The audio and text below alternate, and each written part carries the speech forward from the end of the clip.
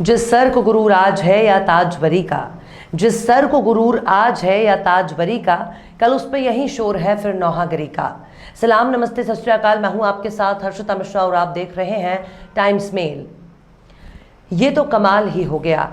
जो शख्स भारत से एक एक मुसलमान को चुन चुन कर मारने की शपथ ले रहा था, जो शख्स इस्लाम को जिहाद और मुसलमान को जिहादी कहकर चिढ़ा रहा था, अब वही शख्स इस्लाम के नाम पर हाय तौबा कर रहा है। जिस शख्स पर भाजपा और उसके पुरोधाओं ने इतनी मेहरबानी दिखाई, अब वही शख्स हाथ जोड़कर पूरी दुनिया से माफ़ी मांग रहा है।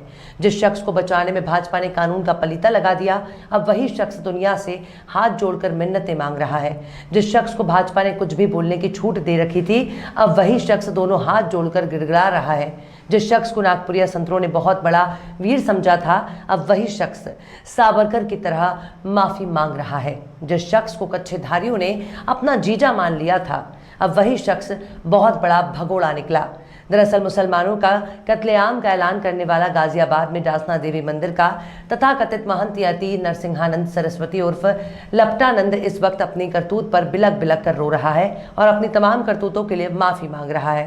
बेचारा सिर पटक पटक कर बिलबिला रहा है और कान पकड़कर कह रहा है कि उससे बहुत बड़ी गलती हो गई।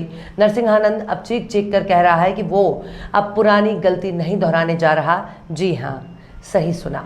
जिस यति मति अति को तमाम हिंदूवादी संगठन अपना मसीहा मानकर उसके चरण धोकर पी रहे थे, उसके लिए पैसे इकट्ठा कर रहे थे, जिसे गोडसे का नया अवतार माना जा रहा था, वही नरसिंहा बहुत बड़ा कायर निकला। जिस शख्स के लिए भाजपा के कई नेता आसमान सिर पर उठाने के लिए तैयार थे, अब वही यति नरसिंहा बीच सड़क पर मुजरा करते करते थक चुका है। अब हर किसी से हाथ जोड़कर माफ़ी मांग रहा है। कल तक यही नरसिंहानंद धर्म संसद के नाम पर मुसलमानों के नरसंहार का आह्वान कर रहा था। वो मुसलमानों के खिलाफ हथियार उठाने की अपील कर रहा था। जो कल तक हिंदुओं के हाथ में तलवार देखना चाहता था, जो कल तक भारत में रहने वाले एक एक मुसलमान को हर हिंदू का बहुत बड़ा दुश्मन मान रहा था, अब वही लपटानंद हिंदुओं के सामने ही अपनी काली करतूत का जिक्र करके रो रहा है।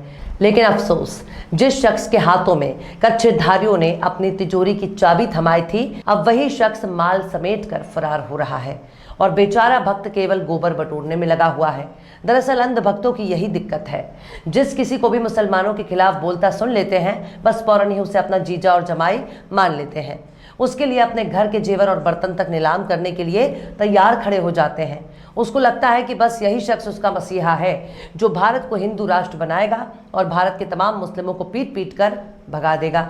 भक्त यही सोचते हैं कि बस यही वो शख्स है जो मुसलमान को चुन चुन कर मार देगा, लेकिन ऐसा कुछ भी नहीं होता। भक्तों ने जिस शख्स के हाथ में अपनी इज्जत सौंपी थी, वो तो बहुत बड़ा बहरूपिया साबित हुआ। वही बहरूपिया भक्तों के हाथ में हथियार पकड़ाने के बाद अपना सारा बोरिया बिस्तर समेटकर भाग जाता है, लेकिन भक्त चुपचाप खड़ा होकर अपना कच्छा टटोल रहा है। फिलहाल नरसिंहा अपने पीछे भीड़ खड़ी करके खुद ही पतली गली से निकलने की फिराक में है। आखिर कैसे नरसिंहा का गुरूर हो गया चूर चूर? आखिर कैसे बहुत बड़ा बकैत निकला नरसिंहा? आखिर कैसे अंध भक्तों को नरसिंहा ने लगाया चूना?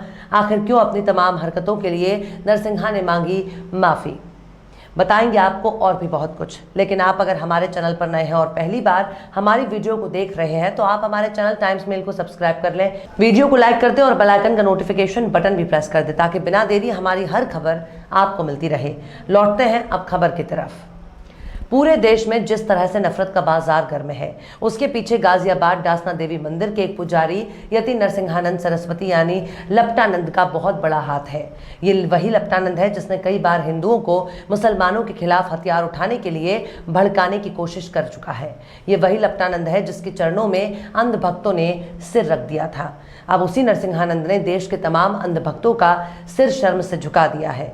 नरसिंहानंद ने ऐलान कर दिया है कि वो अपने मुसलमानों के खिलाफ अपने अभियान को बंद कर रहा है।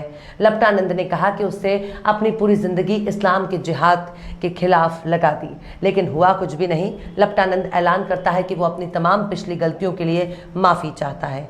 सोशल मीडिया पर वायरल हो रहे वीडियो में लपटानंद कह रहा है कि अब वो सार्वजनिक जीवन से संन्यास ले रहा है।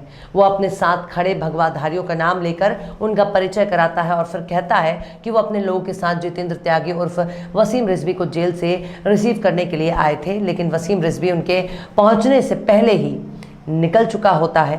ऐसे में हमारा और उनका साथ बस यहीं तक का था।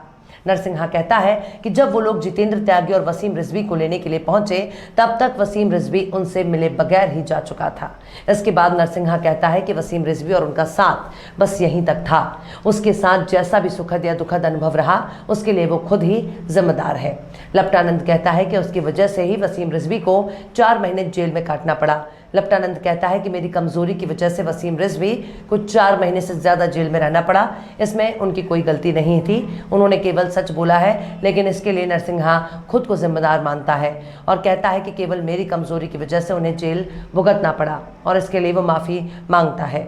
नरसिंहा आगे कहता है कि मैं अपने तमाम हिंदू भाई बहनों से कहना चाहता हूँ कि मैंने अपना तमाम जिंदगी इस्लाम के जिहाद के खिलाफ लड़ने में लगाया है, लेकिन अब अपना बचा हुआ जीवन महादेव और गीता के प्रचार में लगाना चाहता हूं। नरसिंहा हाथ जोड़कर कहता है कि अब उससे जो भी गलती हुई है उसके लिए वो माफ़ी मांगता है। यति नरसिंहा ने कहा कि आज के बाद वो किसी भी सार्वजनिक जीवन में नहीं हूँ। इस दौरान नरसिंहा कई बार हर हर महादेव कहता है। इसके बाद लपटानंद कहता है कि आज के बाद वो अपना जीवन एक धार्मिक व्यक्ति के तौर पर गुजारेगा और अपनी पुरानी तमाम गलतियों के लिए माफ़ी मांगता है।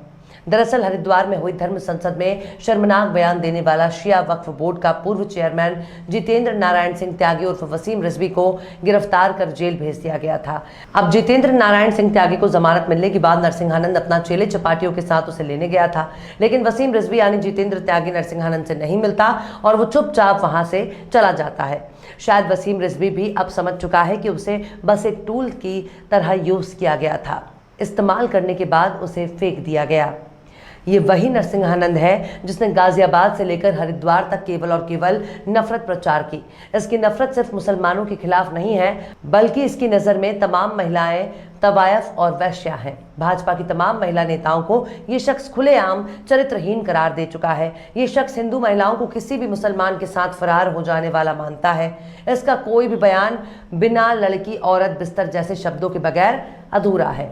ये मुसलमानों को हिंदुओं के लिए इतना बड़ा खतरा मानता है कि अगर हिंदुओं ने मुसलमानों का कत्ल नहीं किया तो सारे मुसलमान खुद हिंदुओं को मार देंगे। लेकिन जब इसके भड़काऊ बयान और इसकी ओछी हरकतें हद से ज़्यादा बढ़ने लगे तब इसके खिलाफ केस दर्ज होने लगा। और लेकिन हरिद्वार के धर्म संसद में मुसलमानों के नरसंहार की अपील ने पूरी दुनिया का ध्यान भारत की तरफ खींचना शुरू कर दिया। अंतर्राष्ट्रीय मंचों पर भारत में हो रही अल्पसंख्यक विरोधी घटनाओं के बारे में चर्चा होने लगी और यति नरसिंहा को गिरफ्तार करने की मांग उठने लगी।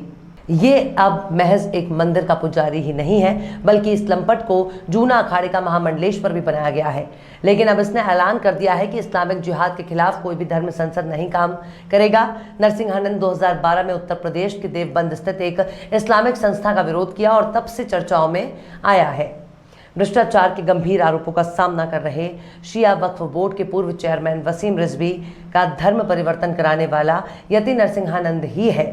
बाद में वसीम रिजवी को अमर्यादित बयान की वजह से गिरफ्तार कर जेल भेजा गया। 4 महीने बाद वो जमानत पर रिहा हुआ, लेकिन जमानत मिलने के बाद नरसिंहानंद ने सार्वजनिक जीवन छोड़ने का ऐलान कर दिया है। सोशल मीडिया में वायरल हो रहे वीडियो में नरसिंहा कहता है कि वो अब सिर्फ धार्मिक जीवन जिएगा। हरिद्वार जेल से जितेंद्र नारायण सिंह त्यागी के अंतरिम जमानत पर रिहा होने के बाद स्वामी यति नरसिंहानंद ने कहा कि इस पूरी लड़ाई में हिंदू समाज के जितेंद्र नारायण सिंह त्यागी जैसे योद्धा के प्रति उदासीनता से खिन्न होकर वो अब अपने बचे हुए जीवन को मां और महादेव के महायज्ञ और योगेश्वर की गीता को समर्पित करेगा।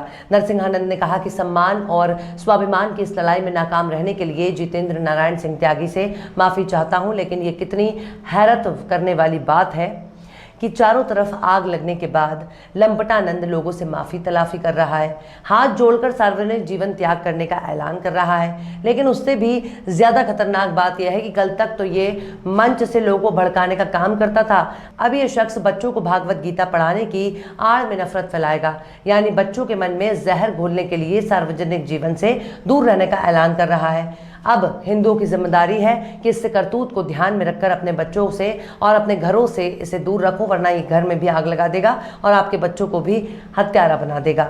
बहरहाल चलते चलते आखिर में मीर हसन ने भी क्या खूब फरमाया है, सर को ना फेंक अपने फलक पर गुरूर से, सर को ना फेंक अपने फलक पर गुरूर से, तू खाक से बना है, तेरा घर ज़मीन है। फिलहाल इस वीडियो में बस इतना ही। ये वीडियो आपको कैसा लगा कमेंट बॉक्स में आप ज़रूर बताइएगा। वीडियो पसंद आए तो लाइक करें, हमारे वीडियो लिंक को फेसबुक, ट्विटर, व्हाट्सएप पर अपने रिश्तेदार, यार, दोस्तों को भी शेयर करें और बेबाक निष्पक्ष स्वतंत्र पत्रकारिता को सपोर्ट करने के लिए आप हमारे YouTube चैनल टाइम्स मेल को जरूर सब्सक्राइब करें और हाँ, बेल आइकन की घंटी वाली बटन भी आप जरूर दबा दें ताकि आपको हमारे आने वाले नए वीडियो की नोटिफिकेशन फौरन ही मिल जाए। फिर मिलते हैं किसी और वीडियो में एक नई खबर के साथ। हर्षिता मिश्रा को दीजिए इजाजत। जय हिंद। तो देख लिया आपने हमारे इस वीडियो को।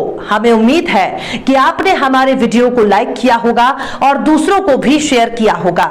अगर अभी तक आपने हमारे चैनल टाइम्स मेल को सब्सक्राइब नहीं किया है तो जल्दी से सब्सक्राइब कर दें और बेल आइकन भी प्रेस कर दें।